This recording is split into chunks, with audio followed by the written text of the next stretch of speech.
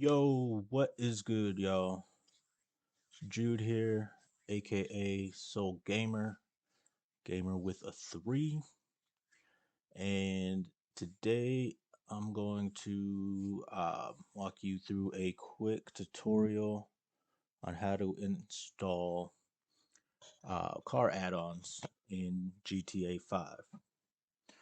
So, before I get started, just a quick disclaimer. I am in no way a professional modder, if that even exists. So, basically, mod at your own risk. All right, so I already got the car that I want to install selected. Um, I typically use GTA5mods.com, or that's GTA5-mods.com. Um, they have a huge selection of mods, not just vehicles, but all kinds of mods available through that site. But there are multiple websites that you can download mods from. But for the most part, most of them are pretty similar when it comes to the download, and typically the installation are the same as well when it comes to these add-on vehicles. So now the first thing that I typically do is I'll scroll down and take a look at the description, and this is for any mod really. The description is typically going to tell you what the mod does, the specifics of it. Also, it will give you useful information, such as if there's anything additionally required, any additional mods required in order for the mod to operate properly. And it will also typically give you instructions on how to install the mod. Now, with add on cars, um, you typically don't need additional things to be installed, but it's always safe to check. Now, on GTA5mods.com, I always like to scroll down. You can always select download from up here, but I also like to scroll down here to where it says all versions. Um, for other mods, not so much with cars typically as far as add-on cars go, but usually if there's any updates, you just want to make sure that you're getting the current version, and it will say current next to it like it does here. Again, most add-on cars that I've seen at least usually don't have updated versions, but you never know. So let's go ahead. We'll start the download.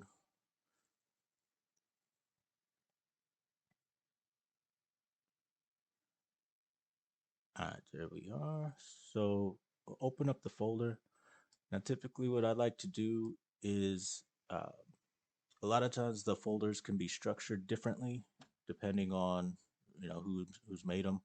So I usually like to open up the folder and kind of drill down until I find the DLC file.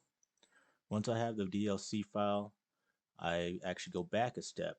And so I know this is the folder right here that we're going to need to add to our DLC packs folder inside our GTA 5 directory. So let me pull that up. All right. So once you're in your GTA 5 main directory, you'll want to go to mods and then update and then X64. And you'll find DLC packs there.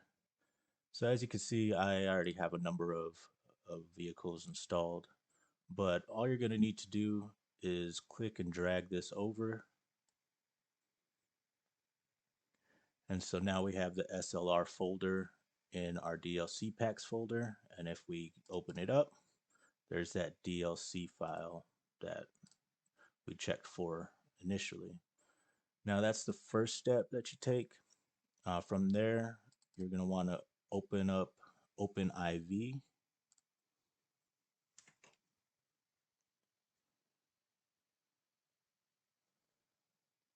Right, and then in OpenIV, you'll go to mods, update, and then update.rpf, and then you'll select common, data, and here you'll scroll down. You'll look for DLC list.xml, and we're going to want to edit this, so you actually want to right click on it and select edit, If you just double click on it, it's just going to open it for you to view. Now what we're going to want to do is add an additional line of code here for this SLR folder. I typically like to add mine to the very end. And also what I like to do is click on the last line that is currently there, highlight it, and then you right click on it. And I just duplicate that line. That way it makes it a bit easier. You don't have to necessarily write out all the code. And you just delete what's between the two slashes and add SLR or whatever your folder is called.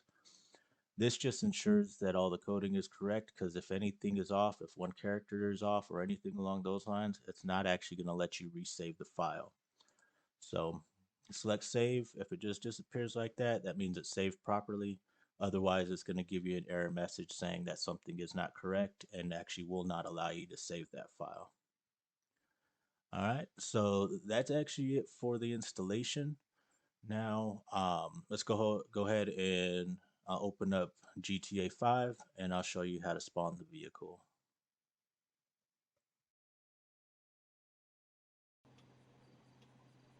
Alright, y'all. So now that we have GTA 5 started, let me show you how to spawn the vehicle.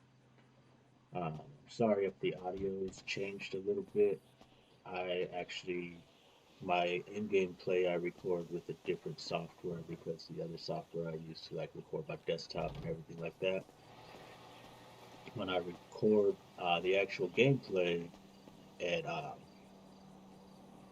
it slows it down a whole lot and it starts skipping, and it's just it doesn't look right. So all right, so I use simple native tuner to launch my vehicles, and I'll show you why. So we'll want to press F3 and then go to vehicle spawning. And this is why I prefer this trainer, because it has an option down here for added vehicles menu. So this will just bring up specifically your vehicles that you've added to GTA 5. So as you can tell, I have a number of vehicles. So depending on what you installed, you may have to scroll through. Unless you don't have anything else installed, then it should probably be one of the first ones. But in this situation, it's the very second option. Looks like the Mercedes-Benz SLR McLaren. So just highlight that, and you can press enter on your keyboard. I actually use a controller, so press A, boom, and yeah, there we go. Spawn the vehicle. All right. Well, let me know what you guys think. If this is helpful, please press like. Please subscribe to my channel. If you like the content I put out, I'll be putting out a lot more tutorials and, of course, continuing on with the gameplay. So that'd be greatly appreciated to show your support.